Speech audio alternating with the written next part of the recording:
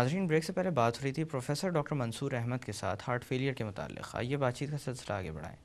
Doctor صاحب، جیسے کہ ہارٹ فیلئر کا تذکرہ ہو رہا تھا، تو میں آپ سے یہ جاننا چاہوں گا کہ تشخیص کسی بھی علاج کے اندر ریڑھ کی ہڈی کی کیفیت رکھتی ہے. مطلب اگر صحیح تشخیص نہ ہو تو پھر علاج ممکن نہیں ہوتا.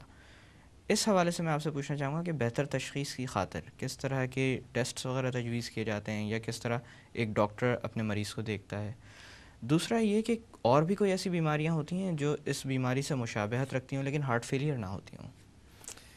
یہ بڑی اہم چیز ہے کہ ڈائگنوسس اور جسے ہم کہتے ہیں کہ ڈفرینشیل ڈائگنوسس، یعنی اور دوسرے امراض سے اوور لیپ کس سے ہو سکتی ہے. اس میں کافی ساری کنڈیشنز ہیں. پہلے ہم اوور لیپنگ کا ذکر کر لیں. اس میں سانس کا پھولنا جی سب سے پہلے تو پھیپھڑوں سے ہو سکتا ہے، اور دوسرا ہارٹ سے.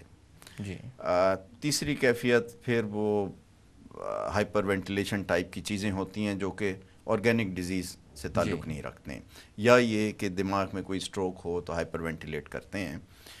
لیکن یہ دو کنڈیشن ہوتی ہیں، پھیپھڑوں کی اور لنگ کی. اس میں پھیپھڑوں کی کافی ساری بیماریاں ہیں، خاص طور سے پلمنری فائبروسس. جی ٹھیک ہے نا. فائبروسس جسے کہ جس میں پھیپھڑے سکڑ جاتے ہیں، تھوڑے سخت ہو جاتے ہیں.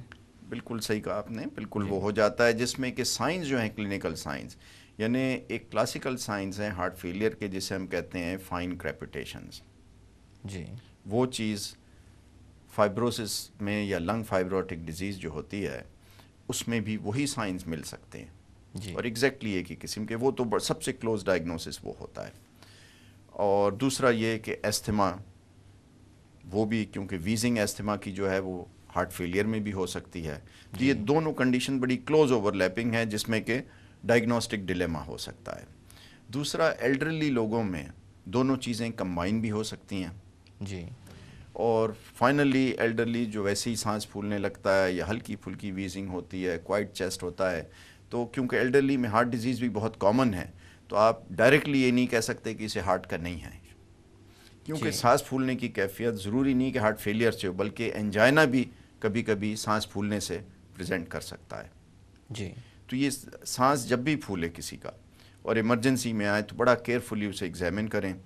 اس کی ہسٹری ایویلیویشن بہت اہم ہے، کیونکہ ہارٹ ہو یا لنگ ہو دونوں جان لیوا ثابت ہو سکتی ہیں. جی تو اس کی تشخیص کے بغیر آپ علاج بھی نہیں کر سکتے. تو ہارٹ فیلئر کی نمبر 1 تشخیص جو ہے وہ تو کلینکل ہوتی ہے. 90% پلس آپ کلینکلی، یعنی ہسٹری مریض سے اس کی تفصیلات جان کے، اس کے سمٹم کے بارے میں تفصیل لے کے اور ایگزامن کرنے کے بعد 90% لوگوں کا ڈائگنوسس وہاں کلیئر ہو جاتا ہے. آپ ڈفرینشیٹ کر سکتے ہیں. اس کے بعد یہ ہوتا ہے کہ پھر بھی اوور لیپ ہے تو آپ کیا کریں گے. تو آپ پہلے تو آپ ای سی جی، سب سے پہلے ایک ای سی جی نکالیں گے. جی اگر ای سی جی اب نارمل ہے تو آپ ہارٹ کا سوچیں گے. ساتھ میں چیسٹ ایکس رے لیں گے. چیسٹ ایکس رے آپ کو کافی چیزوں میں واضح کر دے گا کہ یہ پھیپھڑوں میں پانی ہے یا لنگ کا مسئلہ ہے. اور ہارٹ کے سائز کے بارے میں بھی بتا ہارٹ کا سائز ایکس رے پہ آ جاتا ہے گروسلی. اب بعض اوقات یہ بھی کنڈیشن ہوتی ہے اگر کسی کو ایستھما ہے اور ہارٹ فیلئر ہے تو ہارٹ کا سائز بڑا نہیں ہوتا. جی تو اس میں آپ نے اور فردر ٹیسٹ کرتے ہیں جس میں لانگ ٹرم میں دوسرے آتے ہیں. لیکن آج کل ایک ٹیسٹ اویلیبل ہے ہارٹ فیلئر کے لیے، کافی ریلائبل ہے، جسے ہم B N P, anti pro B N P کے نام سے آتا ہے. یہ کافی حد تک ریزنیبلی ایکوریٹ ٹیسٹ ہے. اور اس کو آج کل ہم کراتے ہیں ایمرجنسی سے ہی، جہاں بھی ڈاؤٹ ہو. اگر کلیئر کٹ ڈائگنوسس ہے تو بھی ہم یہ بھیج دیتے ہیں، کیونکہ اس کی سیویرٹی کا بھی کافی حد تک اندازہ ہو جاتا ہے. تو ایک تو یہ ٹیسٹ آج کل اویلیبل ہو گیا ہے جس کی وجہ سے ڈائگنوسس آسان ہو جانا چاہیے. جی جب آپ کا ڈائگنوسس ہو گیا، دوائی تو آپ نے فوراً شروع کرنی ہے، کیونکہ پلمنری ایڈیما، پھیپھڑوں میں پانی آنا جی جان لیوا ہو سکتا ہے. تو اس لیے آپ 2 3 4 گھنٹے انتظار نہیں کر سکتے. خاص طور سے جسے ہم ایکیوٹ پلمنری ایڈیما کہتے ہیں، اس کی ودن منٹس آپ نے علاج شروع کرنا ہے. تو کلینکل شک کی بنیاد پہ بھی علاج تو شروع کر دیں آپ. ڈائگنوسس بے شک آتا رہے، جی مثلا پھیپھڑوں میں پانی آنے کا، تو اس کی دوائیں تو فوراً شروع کر دیجئے. بے شک آتا رہے. اگر ڈائگنوسس آپ کا دوسرا نکلتا بھی ہے تو کوئی سیریس ڈیمیج نہیں ہوتا. اچھا ڈاکٹر صاحب، دل کی بیماریوں کے حوالے سے جو چیسٹ پین ہے اس کو کافی اہمیت حاصل ہے. اس کے بارے میں یہ بھی کہا جاتا ہے کہ اس کو کبھی نظر انداز نہیں کرنا چاہیے. اس طرح کا کوئی درد جیسے کہ کلاسیکل چیسٹ پین، یا پھر جیسے کہا جاتا ہے کہ گردن سے نیچے اور ناف سے اوپر کہیں پر بھی اگر کوئی کسی بندے کو اگر دل کا کوئی عارضہ لاحق ہو تو اس کو ایسی تکالیف کو نظر انداز نہیں کرنا چاہیے. اس حوالے سے میں آپ سے پوچھنا چاہوں گا، اس طرح کی کوئی تکلیف ان مریضوں میں ملتی ہے؟ اس میں یقیناً اس کو آپ نے کہا گردن سے نیچے، میں اس کو تھوڑا سا بالکل ایڈجسٹ کرا دوں کہ جو تک گردن میں ٹائٹنس، چوکنگ، لوور جو یعنی نیچے کے جبڑے میں درد ہونا، یہ بھی انجائنا کی علامت ہے. جی. دوسرا یہ کہ ہارٹ فیلئر کی اور انجائنا ساتھ ساتھ ہو سکتا ہے. ہارٹ فیلئر جب کہ خون کی مقدار پوری نہیں جا رہی تو کارنری کو بھی نہیں پہنچتی. جی. تو انڈر لائنگ اگر کارنری آرٹری ڈیزیز یا آپ کو جو شریان ہے خون لے جانے کی دل میں، جی. وہ بھی کہیں سے سکڑی ہوئی ہیں یا تنگ ہیں تو اس دوران انجائنا بھی ہوتا ہے اور سینے پہ بوجھ، بھاری پن محسوس ہوتا ہے. جی. یہ آپ کو انجائنا میں بھی ہوتا ہے اور ہارٹ فیلئر کی کیفیت میں بھی ہوتا ہے، سینے پہ بوجھ ہونا، بھاری پن ہونا. تو اس کو کسی صورت بھی نظر انداز نہ کریں. ہارٹ فیلئر کو ایگزسٹ کر سکتا ہے انجائنا کے. تو یہ چیزیں بڑی اہم ہیں اور ان کو کلینکلی جب آپ کے ذہن میں رکھیں گے تو پھر اس ڈائریکشن میں آپ کی انویسٹیگیشن ہوگی اور ہر چیز آپ کے سامنے کلیئر ہو جائے گی.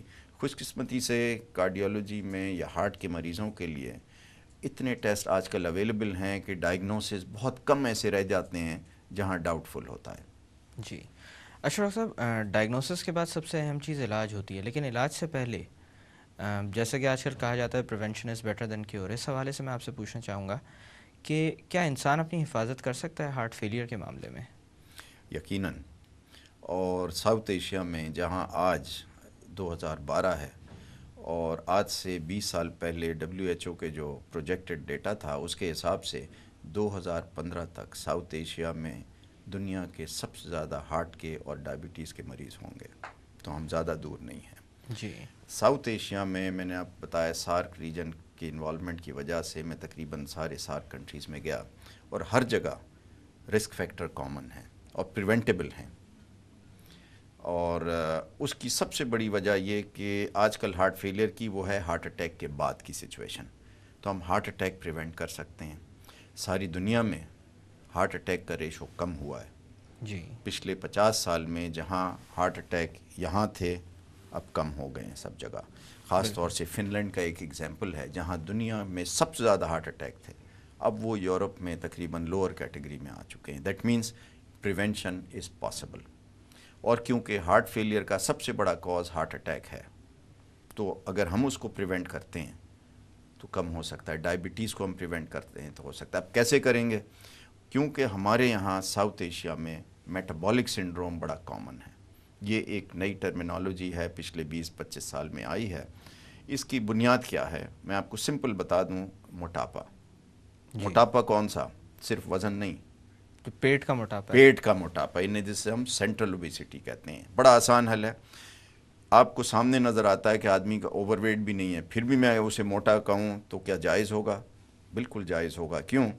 کہ آپ کی تون، پیٹ اگر آپ کے ہپس کے برابر پہنچ گیا تو آپ میٹابولک سنڈروم میں داخل ہو چکے ہیں. میٹابولک سنڈروم بنیاد ہے، جس ہمیں معلوم ہے آج کل اتنی انفارمیشن ہے، وہ بنیاد ہے کس کس چیز کی؟ High blood pressure, diabetes, heart disease. تو اگر ہم اس کو پریونٹ کر لیں تو ہم بہت ساری بیماریوں سے بچ سکتے ہیں. پریونشن کا کیا ہے؟ صرف سمپل ایکسرسائز ایکسرسائز ایکسرسائز. آپ دیکھیے کہ ہمارے ہاں بچوں میں ایکسرسائز ختم ہو چکی ہے.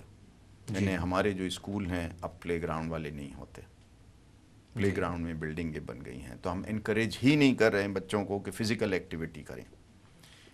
Physical activity is the civil reason یہ آپ کی سینٹرل اوبیسٹی کا، جو ساؤتھ ایشیا میں، ہمارے ہاں نہیں، ہمارے ہمسائے ممالک میں سب جگہ یہ پایا جاتا ہے. جی. تو سمپل پریونٹیو اسٹیپ ایکسرسائز، بچپن سے بچوں کو ٹریننگ دیں. یقیناً ہمارے یہاں بھی یہ مرض کنٹرول میں آ سکتا ہے. ڈاکٹر صاحب، یہاں پہ تھوڑی دیر کے لیے باتوں کا سلسلہ روکتے ہیں. ناظرین، وقت ہو ایک چھوٹی سی کمرشل بریک کا. بریک سے واپس آ کر ہارٹ فیلئر کے متعلق مزید بات کی جائے گی. Stay with us.